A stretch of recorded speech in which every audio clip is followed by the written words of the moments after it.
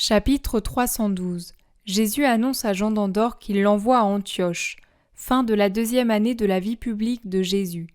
Le 24 octobre 1945. C'est une pluvieuse matinée d'hiver. Jésus est déjà levé et dans son atelier, il travaille à de petits objets. Mais il y a dans un coin de la pièce un tout nouveau métier à tisser, pas très grand mais bien tourné. Marie entre avec une tasse fumante de lait. « Bois, Jésus, il y a si longtemps que tu es levé, le temps est froid et humide. » « Oui, mais au moins j'ai pu tout finir. Ces 8 jours de fête avaient paralysé le travail. » Jésus s'est assis sur l'établi de menuisier, un peu de biais, et il boit son lait pendant que Marie observe le métier et le caresse de la main. « Tu le bénis, maman ?» demande Jésus en souriant. « Non, je le caresse parce que c'est toi qui l'as fait. La bénédiction, tu la lui as donnée en le fabriquant. Tu as eu une bonne idée, il rendra service à Saint-Ica. Elle est très adroite pour le tissage, et il lui servira pour approcher des femmes et des jeunes filles. Qu'as-tu fait d'autre, car je vois des copeaux d'olivier, me semble-t-il, près du tour. J'ai fabriqué des objets utiles pour Jean d'Andorre. Tu vois, un étui pour les styles et une petite table pour écrire. Et puis, ces pupitres pour y renfermer ses livres. Je n'aurais pas pu faire cela si Simon-Pierre, fils de Jonas, n'avait pas pensé à un petit char. Mais maintenant, nous pourrons y charger aussi ces meubles, et eux sentiront que je les ai aimés jusque dans ces petites attentions. Tu souffres de les éloigner, n'est-ce pas ? Je souffre, pour moi et pour eux. J'ai attendu jusqu'à présent pour leur en parler, et c'est déjà beaucoup que Simon-Pierre ne soit pas encore arrivé avec Porphyrée. C'est le moment de parler. Une souffrance qui m'est restée sur le cœur tous ces jours et qui a même attristé les lumières des nombreuses lampes. Une souffrance que maintenant je dois faire subir aux autres. Ah, maman, j'aurais voulu être seule à en souffrir. Mon bon fils. Marie lui caresse la main pour le consoler.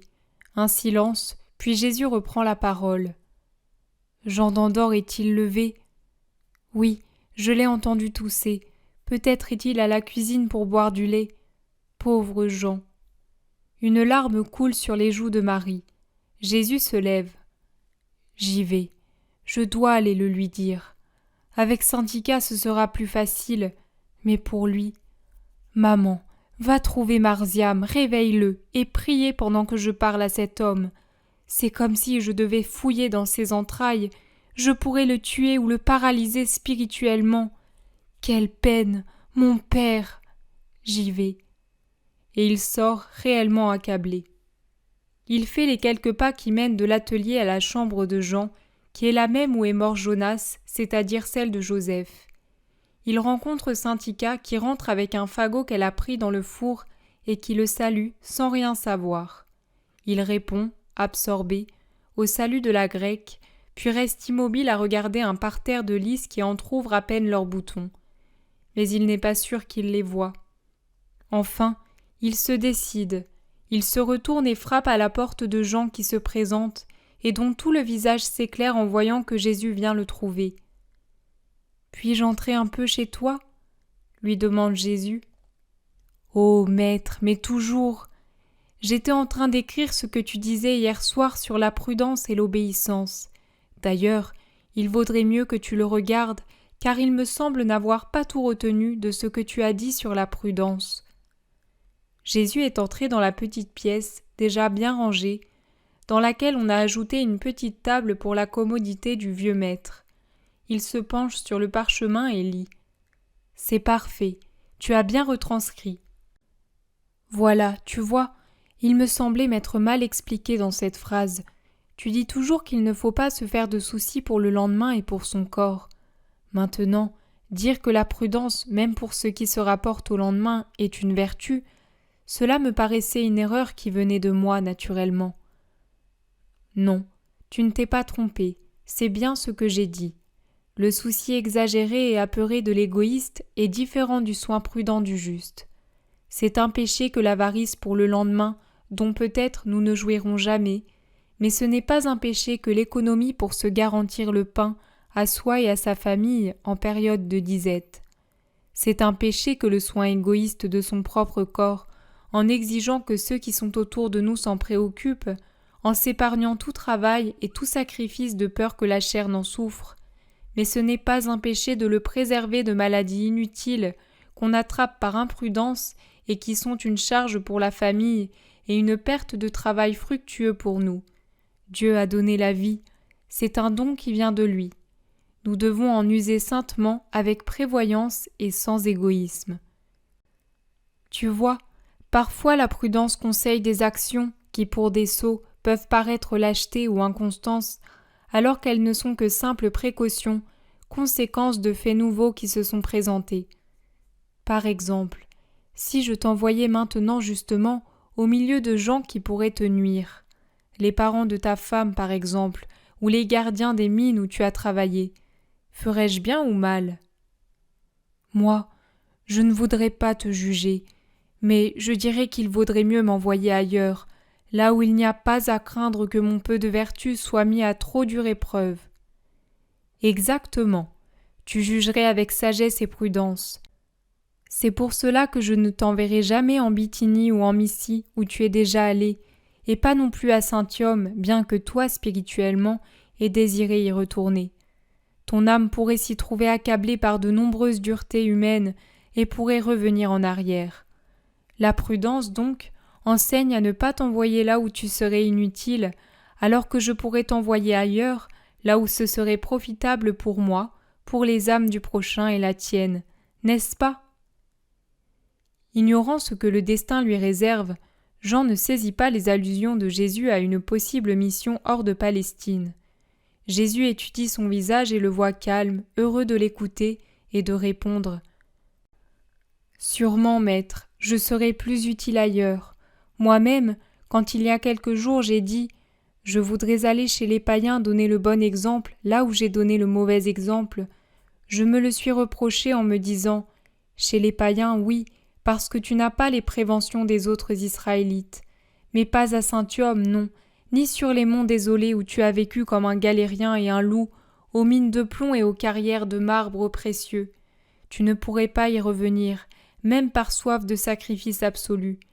Ton cœur serait bouleversé par des souvenirs cruels, et si tu venais à être reconnu, même s'il ne se jetait pas sur toi, il dirait « Tais-toi, assassin, nous ne pouvons pas t'écouter », et il serait donc inutile d'y aller. Voilà ce que je me suis dit, et c'est une pensée juste. Tu vois donc que tu possèdes aussi la prudence. Moi aussi je la possède. C'est pour cela que je t'ai épargné les fatigues de l'apostolat comme les autres l'exercent, et que je t'ai amené ici dans le repos et la paix. Ah oui, quelle paix! Si je vivais 100 ans ici, elle serait toujours la même. C'est une paix surnaturelle. Et si je partais, je l'emmènerais avec moi, même dans l'autre vie. Les souvenirs pourront encore me troubler le cœur et les offenses me faire souffrir, car je suis un homme. Mais je ne serai plus capable de haïr, car ici, la haine a été stérilisée pour toujours, jusque dans ses surgeons les plus lointaines. Je n'ai même plus d'antipathie pour la femme, moi qui la regardais comme l'animal le plus immonde et le plus méprisable de la terre. Ta mère est hors de cause, elle, je l'ai vénérée dès que je l'ai vue, car je l'ai sentie différente de toutes les femmes. Elle est le parfum de la femme, mais de la femme sainte. Qui n'aime pas le parfum des fleurs les plus pures ? Mais les autres femmes aussi m'ont réconciliée avec la femme. Les disciples bonnes, affectueuses, patientes sous leur fardeau de chagrin, comme Marie, femme de Clopas, et Élise, généreuse comme Marie de Magdala, si absolue dans son changement de vie, ou bien douce et pure comme Marthe et Jeanne, ou encore digne, intelligente, toute pensée et rectitude comme Saint-Ica. Cette dernière, je te l'avoue, est celle que je préfère. Son affinité d'esprit me la rend chère, et son affinité de condition, elle comme esclave, moi comme galérien, me permet d'avoir pour elle la confiance que la différence des autres m'interdit. Saint-Ica est pour moi un repos. Je ne saurais te dire avec précision ce qu'elle représente pour moi et comment je la considère. Comme je suis vieux par rapport à elle, je la vois comme ma fille, la fille sage et studieuse que j'avais désiré avoir. Je suis un malade qu'elle soigne avec beaucoup d'affection. Je suis un homme triste et solitaire qui ai pleuré et regretté ma mère toute ma vie et cherché la femme mère dans toutes les femmes sans la trouver. Or voilà que je trouve en elle la réalité de mon rêve, et je sens descendre la rosée d'une affection maternelle sur ma tête lasse et sur mon âme qui va à la rencontre de la mort. Tu vois qu'en sentant en Saint-Ica une âme de fille et de mère, je sens en elle la perfection de la femme, et grâce à elle, je pardonne tout le mal qui m'est venu de la femme. Si par quelque hasard impossible, cette malheureuse qui fut mon épouse et que j'ai tuée, ressuscitée, je sens que je lui pardonnerai, car maintenant j'ai compris l'âme féminine, facilement affectueuse, ardente quand elle se donne, que ce soit au mal ou au bien. Je suis très heureux que tu aies trouvé tout cela en Saint-Ica. Elle sera pour toi une bonne compagne pour le reste de ta vie, et vous ferez ensemble beaucoup de bien. Aussi, je vous associerai. Jésus scrute Jean de nouveau, mais il n'y a aucun signe que l'attention du disciple, qui pourtant n'est pas superficielle, ait été éveillée. Quelle miséricorde divine lui voile jusqu'au moment décisif la sentence ? Je ne sais. Je sais que Jean sourit en disant « Nous chercherons à te servir du meilleur de nous-mêmes. » Oui, et je suis même certain que vous le ferez sans discuter, le travail et le lieu que je vous attribuerai, même si ce n'est pas celui que vous désirez. Jean a un premier pressentiment de ce qui l'attend. Il change de visage et de couleur. Il devient sérieux et pâlit. Son œil unique, attentif et scrutateur, fixe maintenant le visage de Jésus qui poursuit. Te souviens-tu, Jean, qu'un jour, pour calmer tes doutes sur le pardon de Dieu, je t'ai dit « Pour te faire comprendre la miséricorde, je t'emploierai à des œuvres spéciales de miséricorde, et j'aurai pour toi les paraboles de la miséricorde ?» Oui, et ce fut vrai. Tu m'as persuadé et m'as accordé justement de faire des œuvres de miséricorde, et je dirais les plus délicates comme les aumônes et l'instruction d'un enfant, d'un Philistin et d'une Grecque. Cela m'a montré que Dieu avait bien connu mon vrai repentir, et l'avait vu réel pour me confier des âmes innocentes ou des âmes à convertir, afin que je les forme à lui. Jésus embrasse Jean et l'attire contre lui dans l'attitude qu'il a habituellement avec l'autre Jean, et pâlissant sous la peine qu'il doit causer, il dit « Maintenant encore, Dieu te confie une tâche délicate et sainte, une tâche de prédilection. Toi seul qui es généreux, qui es sans étroitesse ni prévention, qui es sage et surtout qui t'es offert à tous les renoncements et à toutes les pénitences pour expier ce reste de purification, cette dette que tu avais encore envers Dieu, toi seul peux le faire. Tout autre s'y refuserait et aurait raison parce qu'il manquerait ce qui est requis et nécessaire. Aucun de mes apôtres ne possède tout ce que tu as, toi, pour aller préparer les voies du Seigneur. D'ailleurs, tu t'appelles Jean, tu seras donc un précurseur de ma doctrine, tu prépareras les chemins pour ton maître, tu remplaceras même le maître qui ne peut aller aussi loin. Jean sursaute et cherche à se libérer du bras de Jésus pour le regarder en face, mais sans y parvenir, car l'étreinte de Jésus est douce, mais autoritaire pendant que sa bouche donne le coup de grâce. Ne peut aller aussi loin, jusqu'en Syrie, à Antioche. « Seigneur !» s'écrie Jean en se libérant violemment de l'étreinte de Jésus. « Seigneur, à Antioche ? Dis-moi que j'ai mal compris. Dis-le-moi, par pitié !» Il est debout, toute supplication dans son œil unique, dans son visage qui a pris la couleur de la cendre, dans ses lèvres qui tremblent, de même que ses mains tendues en avant, dans sa tête qui paraît s'incliner vers la terre, comme s'il était accablé par la nouvelle. Mais Jésus ne peut dire « tu as mal compris ». Il ouvre les bras, se levant à son tour pour accueillir sur son cœur le vieux pédagogue, et il confirme « À Antioche, oui, dans la maison de Lazare avec Saint-Ica. Vous partirez demain ou après-demain. » La désolation de Jean est vraiment déchirante. Il se dégage à moitié de l'étreinte de Jésus, et visage contre visage, baigné de larmes qui coulent sur ses joues amaigries, il s'écrie « Ah, tu ne me veux plus avec toi. En quoi t'ai-je déplu, mon Seigneur ?» puis il se dégage et tombe sur la table, secoué par des sanglots déchirants, torturants, entrecoupés de quintes de toux, sourd à toutes les caresses de Jésus, et murmurant « Tu me chasses, je ne te verrai jamais plus !» Jésus souffre visiblement, et il prie. Puis il sort doucement, et voit sur le pas de la porte de la cuisine Marie avec Marziam qui est effrayée par ses pleurs. En outre, il y a là Saintica, surprise elle aussi. « Mère, viens ici un moment. » Très pâle, Marie vient aussitôt. Ils entrent ensemble. Marie se penche sur l'homme qui pleure, comme si c'était un pauvre enfant en disant « Allons, allons, mon pauvre fils, pas comme ça, tu vas te faire du mal. » Jean lève son visage bouleversé et crie « Il me renvoie, je vais mourir seul, au loin. Ah, il pouvait bien attendre quelques mois et me laisser mourir ici. Pourquoi cette punition? En quoi ai-je péché? T'ai-je causé des ennuis?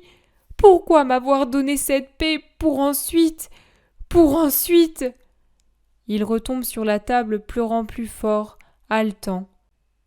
Jésus pose sa main sur ses épaules maigres qui tressautent. Peux-tu donc croire que si je l'avais pu, je ne t'aurais pas gardé ici? Ô Jean, sur la route du Seigneur il y a de terribles nécessités, et le premier à en souffrir c'est moi qui porte ma douleur et celle de tout le monde. Regarde-moi, Jean, regarde si mon visage est celui de quelqu'un qui te hait, qui est las de toi. Viens ici dans mes bras, écoute comme mon cœur palpite de douleur. Écoute-moi, Jean, ne me comprends pas mal, c'est la dernière expiation que Dieu t'impose pour t'ouvrir les portes du ciel. Écoute. Il le soulève et le tient dans ses bras. Écoute. Maman, sors un moment. Maintenant que nous sommes seuls, écoute. Tu sais qui je suis. Crois-tu fermement que je suis le Rédempteur? Et comment ne le croirais-je pas? C'est pour cela que je voulais rester avec toi, toujours, jusqu'à la mort. Jusqu'à la mort, ma mort sera horrible. Je parle de la mienne, de la mienne. La tienne sera paisible. Tu seras réconforté par ma présence qui t'infusera la certitude de l'amour de Dieu et par l'amour de Saintica. En outre, tu auras la joie d'avoir préparé le triomphe de l'Évangile à Antioche. Mais la mienne, tu me verrais réduit à un amas de chair couverte de plaies et de crachats, outragé, abandonné à une foule furieuse, pendu à une croix pour mourir comme un malfaiteur. Est-ce que tu pourrais supporter cela? Jean, qui à chaque détail de ce que Jésus sera dans la passion, a gémi. « Non, non !» crie un « Non !» brutal et ajoute « J'en reviendrai à haïr l'humanité. Mais moi, je serai mort parce que tu es jeune et je ne verrai plus qu'une enseigne. » Jean le fixe l'air terrifié. « Je te l'ai dit en secret pour t'expliquer que c'est l'une des raisons pour lesquelles je t'envoie au loin. Tu ne seras pas seul à avoir ce sort. Tous ceux à qui je veux éviter d'être troublés d'une manière supérieure à leur force, je les éloignerai auparavant. Cela te paraît-il être un manque d'amour? Non, mon Dieu, partir. Pourtant, moi je dois te quitter et mourir au loin. Au nom de la vérité que je suis, je te promets que je serai penché sur l'oreiller de ton agonie. Et comment cela, si je suis aussi loin, et si tu me dis que, toi, tu ne vas pas si loin? C'est pour me renvoyer moins triste. Jeanne, femme de Couza, qui se mourait au pied du Liban, m'a vue. J'étais bien loin, et elle ne me connaissait pas encore, et de là, je l'ai ramenée à la pauvre vie de la terre. Crois qu'au jour de ma mort, elle regrettera d'avoir vécu. Mais pour toi, joie de mon cœur en cette seconde année du Maître, je ferai davantage. Je viendrai te porter dans la paix, en te donnant la mission de dire à ceux qui attendent « L'heure du Seigneur est arrivée, de même que le printemps arrive maintenant sur la terre, le printemps du paradis se lève pour nous. Mais je ne viendrai pas seul à ce moment-là. Je viendrai, tu me sentiras toujours. Moi je le peux et je le ferai. Tu posséderas le Maître en toi comme jamais tu ne m'as possédé. Car l'amour peut se communiquer à celui qui l'aime, et assez sensiblement pour toucher non seulement l'âme, mais les sens eux-mêmes. Es-tu plus tranquille maintenant, Jean ? Oui, mon Seigneur, mais quelle douleur ! Tu ne te révoltes pas pourtant. Me révolter ? Jamais. Je te perdrai tout à fait. Je dis Notre Père, que ta volonté soit faite. Je savais que tu allais me comprendre. Il l'embrasse sur les joues où coulent des larmes continuelles bien qu'apaisées. Me laisses-tu saluer l'enfant ? C'est une autre douleur. Je l'aimais bien. Ses larmes redoublent. Oui, je l'appelle tout de suite. Et j'appelle aussi Syntycha. Elle aussi va souffrir. Tu dois l'aider, toi, homme. Oui, Seigneur. Jésus sort pendant que Jean pleure. Il embrasse et caresse les murs et les objets de la petite pièce accueillante. Marie et Marziam entrent ensemble. « Ô mère, tu as entendu, tu le savais ?» ?»« Je le savais, je m'en affligeais, mais moi aussi je me suis séparée de Jésus, et je suis sa mère. »« C'est vrai. Marziam, viens ici. Tu sais que je pars et que nous ne nous reverrons plus. » Il veut être courageux, mais il prend l'enfant dans ses bras, s'assied sur le bord du lit et pleure sur la tête brune de Marziam qui est bien près de l'imiter. Jésus entre avec Syntycha qui demande « Pourquoi tant de larmes, Jean ?»« Il nous renvoie, tu ne le sais pas, tu ne le sais pas encore, il nous envoie à Antioche. » Eh bien, n'a-t-il pas dit que là où deux sont réunis en son nom, il est au milieu d'eux ? Allons, Jean, jusqu'à présent peut-être tu as choisi ton sort toi-même, et cela t'effraie de subir une autre volonté, même venant de l'amour. Moi, j'ai l'habitude de subir le sort que m'impose autrui. Et quel sort ! Aussi, je me soumets volontiers à ce nouveau destin. Et quoi ? Je ne me suis pas révoltée contre un esclavage despotique autrement que lorsqu'on a voulu l'exercer sur mon âme. Et je devrais maintenant me révolter contre ce doux esclavage d'amour qui ne blesse pas, mais élève notre âme et nous confère le titre et la réalité d'être ses serviteurs ? Tu as peur de demain parce que tu souffres ? Moi, je travaillerai pour toi. Tu as peur de rester seul ? Mais moi, je ne te quitterai jamais, tu peux en être certain. Je n'ai pas d'autre but dans ma vie que d'aimer Dieu et mon prochain. Tu es le prochain que Dieu me confie. Imagine combien tu me seras cher. Vous n'aurez pas besoin de travailler pour vivre, car vous êtes dans la maison de Lazare. Mais je vous conseille de vous servir des méthodes d'enseignement pour approcher le peuple, toi comme maître, toi femme, par tes travaux féminins. Cela servira à l'apostolat et donnera un but à vos journées. Ce sera fait, Seigneur, répond avec fermeté Syntycha. Jean d'Andorre est toujours avec l'enfant dans ses bras et il pleure doucement. Marziam lui fait une caresse. Tu te souviendras de moi ? Toujours, Jean, et je prierai pour toi. Même, attends un moment. Il sort en courant. Syntycha demande. Comment irons-nous à Antioche ? Par la mer. Tu as peur ? Non, Seigneur, puisque c'est toi qui nous envoies, et cela nous protégera. Vous voyagerez avec les deux Simons, mes frères, les fils de Zébédée, André et Matthieu. Vous irez d'ici à Ptolémaïs sur un char où l'on mettra les coffres et un métier à tisser que j'ai fait pour toi, Syntycha, ainsi que quelques objets utiles pour Jean. J'avais bien soupçonné quelque chose en voyant les coffres et les vêtements, et j'ai préparé mon âme au détachement. C'était trop beau de vivre ici. Un sanglot qu'elle retient brise la voix de Syntycha, mais elle se reprend pour soutenir le courage de Jean, et c'est d'une voix raffermie qu'elle demande. Quand partirons-nous ? dès l'arrivée des apôtres, peut-être demain. Alors, si tu permets, je vais ranger les vêtements dans les coffres. Donne-moi tes livres, Jean. Je crois que Saint-Ika désire être seul pour pleurer. Jean répond. Prends-les. Cependant, donne-moi ce rouleau avec son ruban bleu. Marziam rentre avec son pot de miel. Tiens, Jean, tu le mangeras à ma place. Mais non, mon enfant, pourquoi? Parce que Jésus a dit qu'une cuillerée de miel sacrifié peut donner paix et espoir à un affligé. Tu es affligé, moi je te donne tout le miel pour que tu sois tout consolé. Mais c'est trop de sacrifices, mon enfant. Oh non, dans la prière de Jésus on dit « Ne nous soumets pas à la tentation, mais délivre-nous du mal. » Ce pot était une tentation pour moi, et il pouvait être un mal, car il pouvait me faire rompre mon vœu. Ainsi, je ne le vois plus, et c'est plus facile. Et je suis certain que Dieu t'aidera par ce nouveau sacrifice. Mais ne pleure plus, ni toi non plus, Saint-Ika. En effet, la grecque pleure maintenant sans bruit, tout en rassemblant les livres de Jean.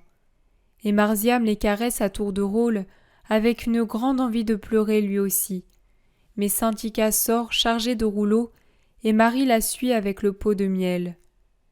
Jean reste avec Jésus, assis à côté de lui, et avec l'enfant dans les bras. Il est calme, mais accablé. « Mets aussi ton dernier écrit dans le rouleau, » lui conseille Jésus. « Je pense que tu veux le donner à Marziam. »« Oui, j'en ai une copie pour moi. Voici, mon garçon, ce sont les paroles du Maître, celles qui ont été dites quand tu n'étais pas là, et d'autres aussi. Je voulais continuer à les copier pour toi, parce que tu as la vie devant toi. Et qui sait combien de personnes tu évangéliseras. Mais je ne peux plus le faire. Maintenant, c'est moi qui reste sans ces paroles. » Il recommence à pleurer fortement. L'attitude de Marziam est à la fois douce et virile.